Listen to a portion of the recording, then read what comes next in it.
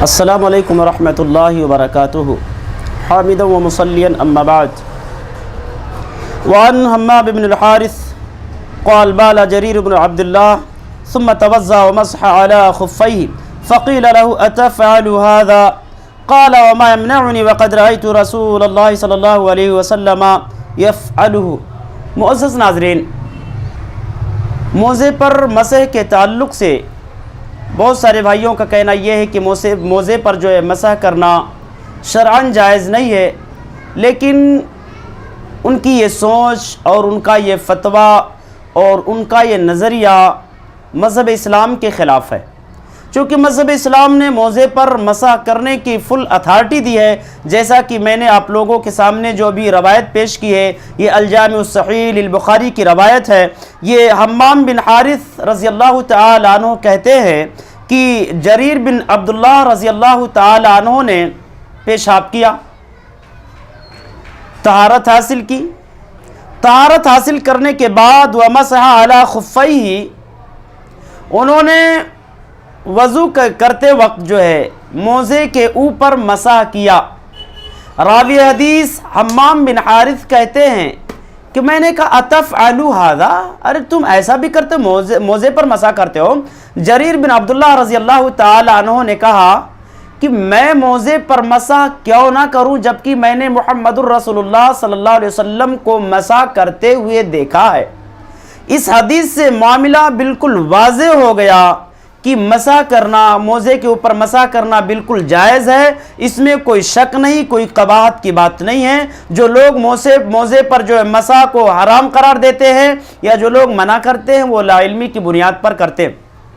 یہاں ایک سوال پیدا ہوتا ہے کہ چلو موزے پر مسح کرنا ہے تو ایک مقیم کتنے دن تک موزے پر مسح کر سکتا ہے؟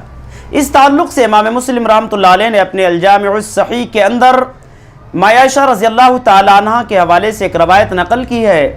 کہ ایک مقیم آدمی موزے پر مسح غالباً 1 دن اور 1 رات،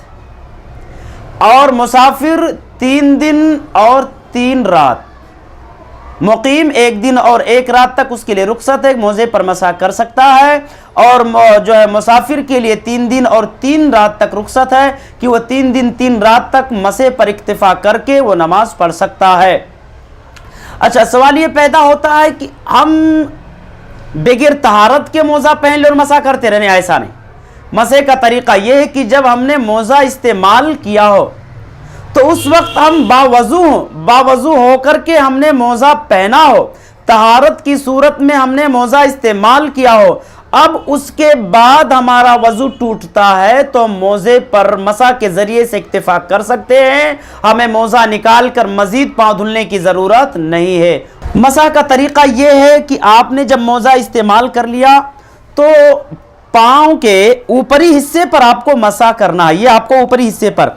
آپ جو ہے اپنے یہ کیا نام ہے، یہ مسح آپ کے اوپری حصے پر یہ ہوگا اس طرح سے۔ لیکن ایک بات اور ذہن میں رکھ لیں کہ آپ کو جو مسح کرنا ہوگا دائیں ہاتھ سے نہیں بائیں ہاتھ سے کرنا ہوگا، سمجھ رہے ہیں؟ پاؤں کا دھلنا بائیں ہاتھ سے ہے، اس طرح سے یہ آپ کو اپنے اوپری حصے، پاؤں کے اوپری حصے پر یہ مسح کا طریقہ ہے، ہاتھ گیلے کر کے۔ کپڑے اور چمڑے کے موزوں کا تو کوئی مسئلہ نہیں ہے،